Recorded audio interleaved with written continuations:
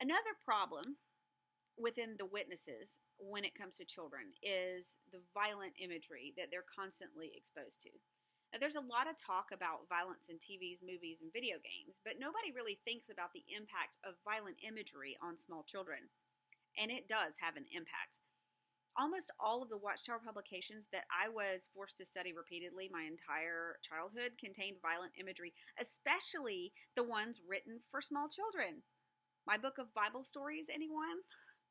Um, from the picture of the Vietnamese soldier being shot in the head that's in just about every Watchtower, to the Bible storybook pictures, people being drowned in the flood or fire raining down at Armageddon, or my favorites were the fake worldly people that they staged committing crimes in the Watchtower and Awake.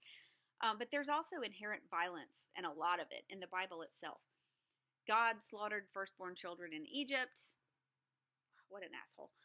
The story of Eglon, who got stabbed sometime in 1st or 2nd Kings. It was a story that involved a sword and some fecal matter. I mean, the story of Tamar, who was raped by an in-law, if I remember correctly. Dinah and Shechem. Wise King Solomon, who in his infinite wisdom, his brilliant idea of solving a dispute between two women was to threaten to chop a baby in half. It's messed up. It's messed up. And of course, not to be outdone, my mother took it just a little bit further. She told us about concentration camps and atrocities that were perpetrated there.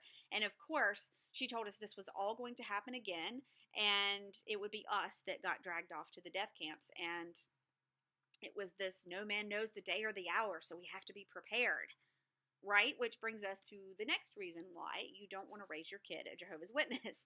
And that is constant fear and anxiety.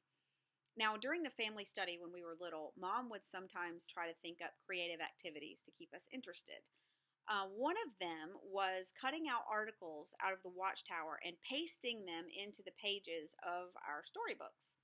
The idea was that when the Gestapo came to haul us off, we would look at them with our cute little baby faces and say, "Can I bring my little book with me?" And then we would be able to smuggle spiritual food to the brothers on the inside, right? Now, in reality, if any of this were actually to happen, a decent parent would be making plans to hide their kids or send them somewhere safe, not use them as Watchtower mules. In fact, if any of this were to actually happen, we'd probably get killed over a dumbass stunt like that. I'm just saying.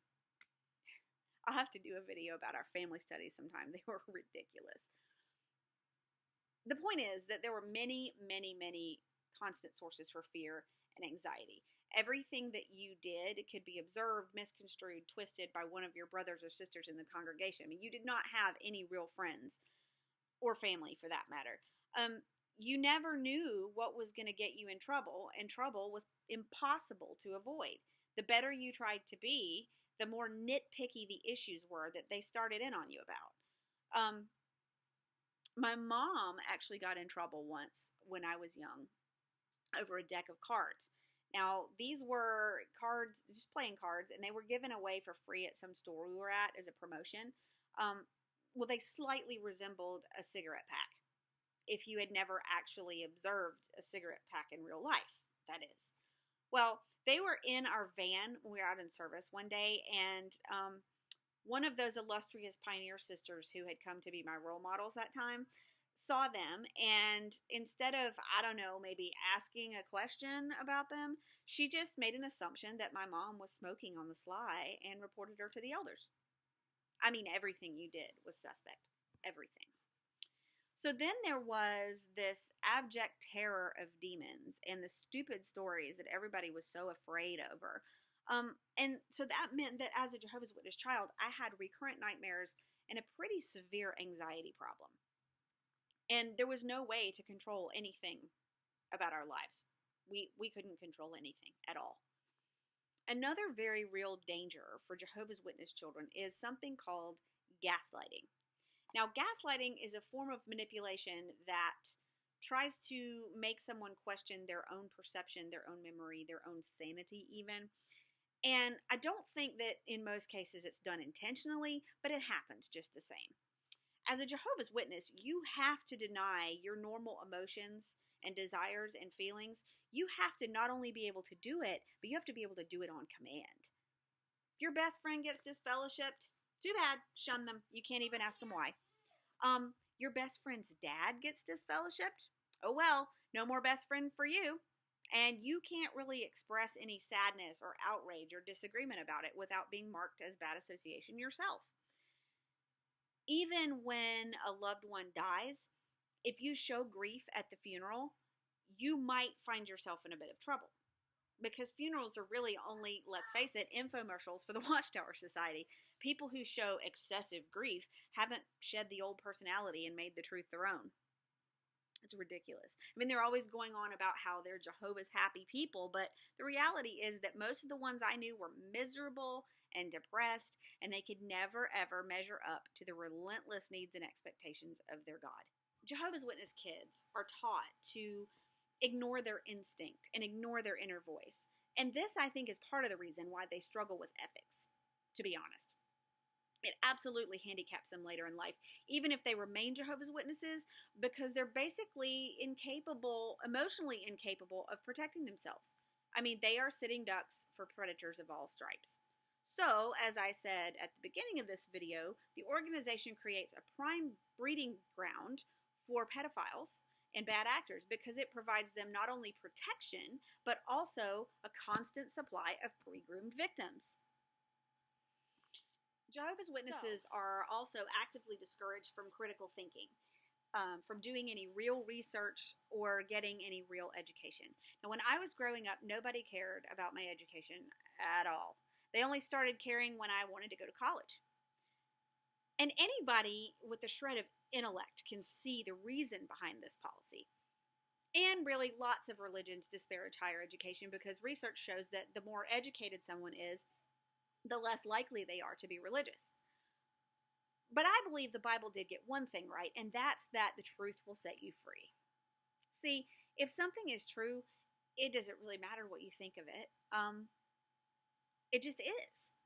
And when I got old enough to really think it through, it occurred to me that if the witnesses were right, then they shouldn't have anything to fear from outside research, other religions, or even from apostates. If it's true, it's going to be true no matter what. So the only reason they could have for forbidding research and for shunning people and for forbidding higher education is if they had something to hide, right? But refusing young people decent education stunts their entire lives in many cases. And even for people who do remain Jehovah's Witnesses, a lack of education means lower wages, fewer jobs, a harder life, and an old age living in poverty and want because you gave all your money that you should have saved for retirement to the Watchtower Society because the world was going to end any minute. And that is how it goes because I've watched my grandparents go through it, and I'm dealing with the exact same issue with my mother right this minute. I don't know what would be happening to her right now if it weren't for my overeducated worldly ass. She's doing a little better, by the way. It's minor improvement, very minor, but I'll take what I can get at this point. Another thing that may make you rethink raising your child as a Jehovah's Witness is that they firmly believe in the spare the rod, spoil the child rhetoric. Now, there's lots of religions who are that way, but in conjunction with the rest of this list, adding corporal punishment is like adding insult to injury.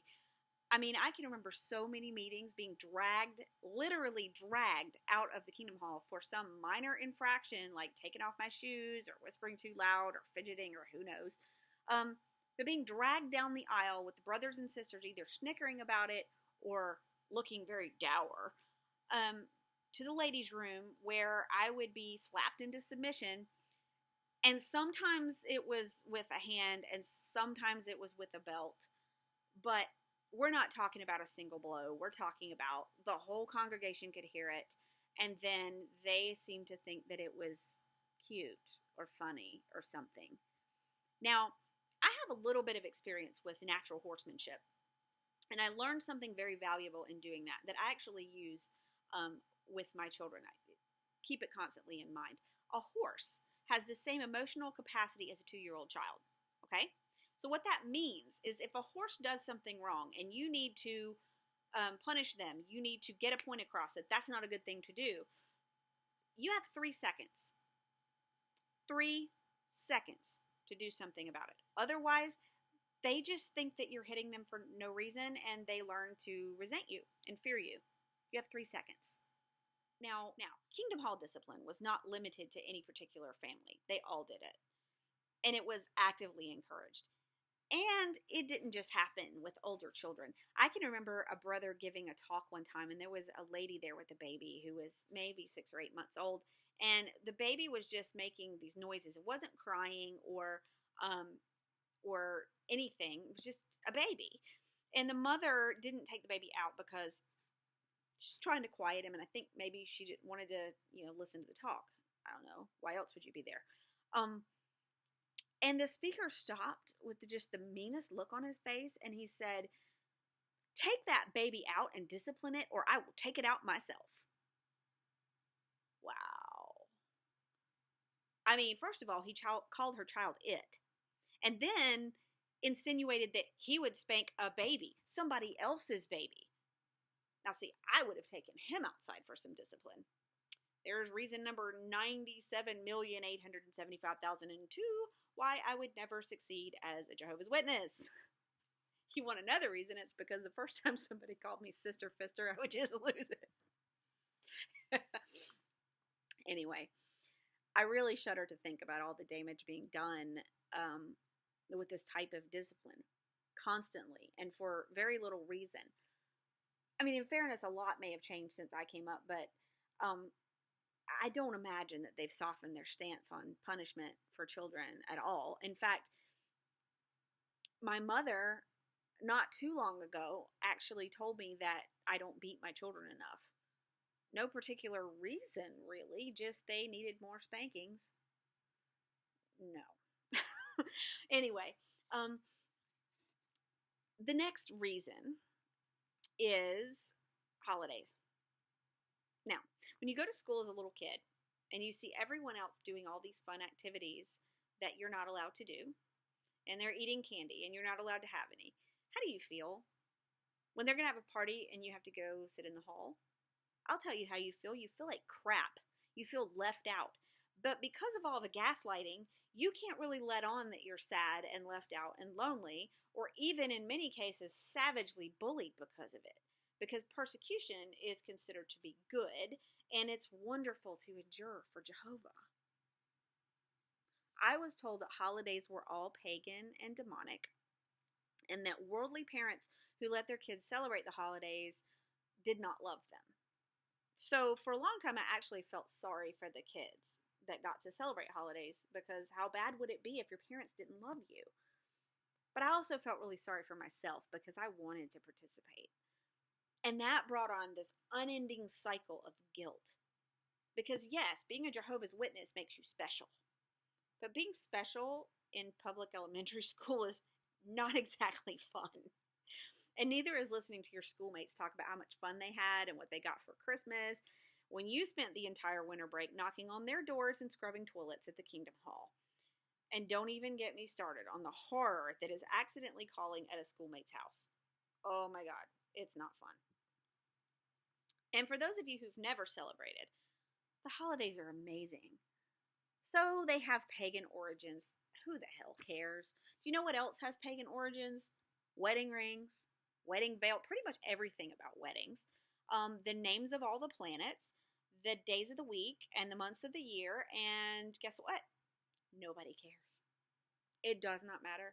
Those people, pagans, have been dead for years, except for neo-pagans, and who cares?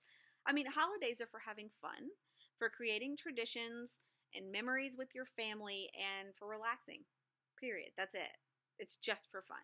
Now, a lot of Jehovah's Witnesses who are born in and they get out do come out with some unrealistic expectations for the holidays, because all we've ever seen is Hallmark movies, and we don't know what the real world is like. So we have these expectations, but I think that's another video too. I might do that one eventually. Anyway, my final reason for why you should not raise your child as a Jehovah's Witness is because of the bigotry that is taught and encouraged against the gay community, and also the racism, which is quite vociferously denied. They're not racist at all. But racism is really alive and well in the organization, as it unfortunately is in the rest of the country. But that too is another video. um, let's just suffice it to say that it's very damaging for a small child to be raised on that kind of poisonous ideology. Lessons you learn when you're little are very, very hard to unlearn the older you get. So, the bottom line here is do your kids a favor and just let them be kids.